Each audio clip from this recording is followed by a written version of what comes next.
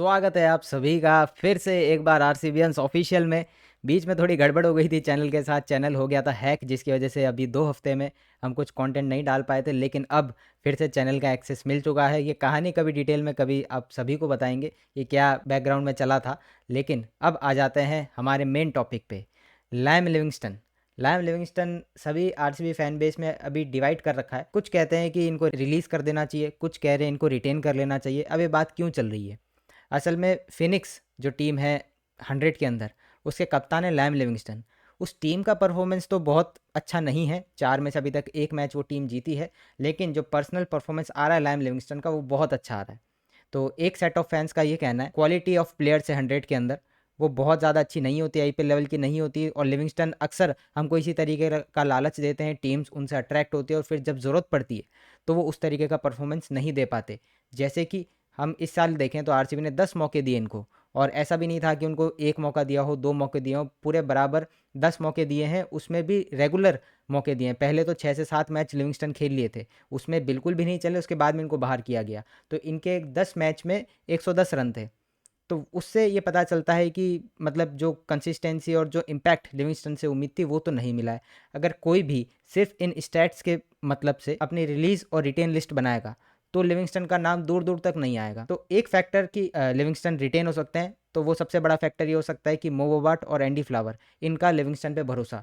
कुछ सोच के ही आरसीबी ने सिर्फ एक प्लेयर लिया था, मार्की सेट। उसके बाद में लिविंगस्टन को आरसीबी ने लिया, शुरुआत में मौके दिए, बिल्कुल नहीं चले, विद द बॉल भी कुछ ऐसा खास उन्होंने नहीं किया था।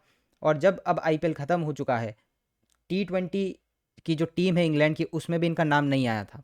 लेकिन अब जब से 100 स्टार्ट हुआ है तो इसमें हम देख पा रहे हैं कि लिविंगस्टन का जो फॉर्म है वो ज़बरदस्त है। इन्होंने अभी तक पहले मैच में 39 रन किए, दूसरे में 12 किए, तीसरे में मैच विनिंग 69 रन इन्होंने किए ओनली 27 बॉल्स पे, और उसके बाद में 46 रन इन्होंने किए। जिन्होंने मैच विनिंग 69 किए थे नॉट आउट, वो इकलौता मैच है जो अभी तक फिनिक्स जीती है। उसके अलावा जो बाकी 3 मैचेस है वो हारी है। इन्हीं की टीम में जेकब बैथेल भी हैं। जेकब बैथेल वहीं दूसरी तरफ नई ऊंचाइयों पे जा रहे हैं। Youngest ever England men's team के कैप्टन बन चुके हैं जेकब बैथेल। जब इंग्लैंड की टीम टूर करेगी आयरलैंड, तो वहाँ पे जेकब बैथेल होंगे उस टीम के कैप्टन। तो जहाँ पे जेकब बैथेल इनके रिप्लेसमेंट की तरह आ सकते हैं प्लेइंग 11 में आरसीबी के अंदर, तो वहीं पे लिविंगस्टन भी चाहेंगे कि किसी तरीके से वो अपनी जगह रिटेन करें। तो कमेंट बॉक्स आप सभी के लिए खुला है। मेरे ख्याल से आरसीबी को ज़्यादा चीज़ों की उलटफेर की ज़रूरत है नहीं। अगर आप लिविंगस्टन को बाहर कर भी रहे हैं तो जेकब बैथेल आपके पास में तैयार ऑप्शन है जो प्लेइंग 11 में खेल सकता है। उसके अलावा मुझे कोई बहुत बड़ा चेंज नज़र नहीं आता है। यश दयाल का अभी तक पता नहीं है कि अगला आईपीएल शुरू होते होते क्या उन पे सिनेरियो रहेगा। अगर आरसीबी इन सब चीज़ों से दूर रहना चाहती है या ये चाहती है कि फालतू में एक्स्ट्रा बैगेज के साथ आरसीबी अगले सीजन में नहीं जाए, तो हो सकता है कि यश दयाल को आरसीबी रिलीज़ कर दे। रसिक दर सलाम आपके पास एक ऑप्शन होगा जिसको आप फिर रिटेन कर लेंगे, क्योंकि 5 करोड़ में आई थिंक यश दयाल को आपने रिटेन किया था और 6 करोड़ में आपने रसिक दर सलाम को ऑप्शन में लिया था। तो यहाँ पे आपका पर्स भी दोनों में से किसी एक को रिलीज़ करेंगे तो करीबन करीबन बराबर ही पर्स आपका खाली होगा। तो ये एक डायरेक्शन में जा सकते हैं, या फिर दोनों को ही रिलीज़ करके आप एक 10-11 करोड़ का अच्छा इंडियन फास्ट बॉलर जो भुवनेश्वर और हेजलवुड के साथ में कंबाइन करके और बढ़िया रिजल्ट प्रोड्यूस करे, वो आप उस तरफ भी देख सकते हैं। ओवरसीज़ फास्ट बॉलर की बात करें तो मुझे लगता है हेजलवुड के साथ में या तो तुषारा या फिर एनगिडी, इन दोनों में से किसी एक को ही आरसीबी रिटेन करेगा, क्योंकि हेजलवुड आपके हैं फ्रंट लाइन बॉलर। अगर वो इंजर्ड हो भी जाते हैं तो बहुत ही मुश्किल है कि आप दोनों को ही मौका दे देंगे। वो तो इस बार थोड़ी सी ऐसी कंडीशंस बन गई जिसकी वजह से आपको दोनों को मौका देना पड़ा एक एक मैच के लिए। लेकिन उसके अलावा अगर आप देखेंगे तो मुझे नहीं लगता कि आपको 2 हेजलवुड के बैकअप्स की ज़रूरत है। तो इतने पर्स के साथ में मुझे लगता है कि आरसीबी जाना चाहेगा। 10 करोड़ से ज़्यादा मुझे नहीं लगता कि आरसीबी पर्स खाली करेगा अपना। और एक स्लॉट अगर आपको भरना हो इधर उधर जिस पे हमने बात करी, तो वो आप भले ही भर सकते हैं। ज़्यादातर बैकअप्स पे ध्यान देंगे या ऐसा कोई अपकमिंग टैलेंट, जैसे पिछली बार हमने जेकब बैथेल ले लिया, अब 1 साल के अंदर वो बंदा तीनों फॉर्मेट भी खेल लिया। आप देखें तो इंग्लैंड का अब कप्तान भी बनने वाला है T20 के अंदर, हालांकि है टेम्परेरी कैप्टन क्योंकि हैरी ब्रूक उस सीरीज़ में नहीं जाने वाले, तो इसलिए बैथेल को बनाया गया। लेकिन आप देखें उस बंदे का पोटेंशियल कि 21 साल की उम्र में इंग्लैंड की कैप्टनसी करने को मिल रही है उस बंदे को, यंगेस्ट एवर इंग्लैंड कैप्टन है।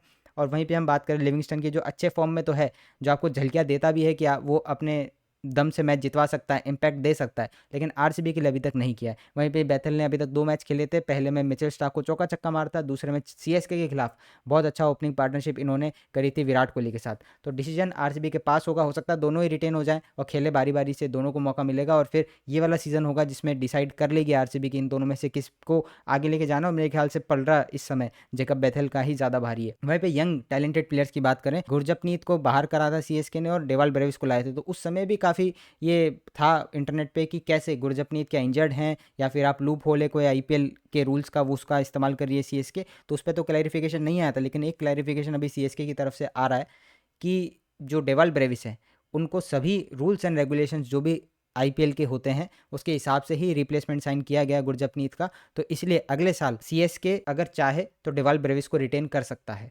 तो ये क्लैरिफिकेशन दिया है सीएसके ने। इसका मतलब ये है कि डेवाल ब्रेविस सीएसके में रिटेन होंगे और इस समय जिस फॉर्म में वो चल रहे हैं, आप देखें ऑस्ट्रेलिया और साउथ अफ्रीका की जो भी सीरीज़ हुई है उसमें एक मैच में उन्होंने 125 मारे, जो मैच विनिंग 125 है वो साबित हुए। दूसरे मैच में भी इन्होंने 50 मारे, वो मैच साउथ अफ्रीका नहीं जीत पाया लास्ट ओवर में क्योंकि मैक्सवेल ने कुछ और ही सोच रखा था और उन्होंने लास्ट ओवर में लुंगी एनगिडी को मार के मैच जितवा दिया ऑस्ट्रेलिया को 2 विकेट से। लेकिन उस मैच में भी 6 छक्के जो है डेवाल ब्रेविस ने मारे।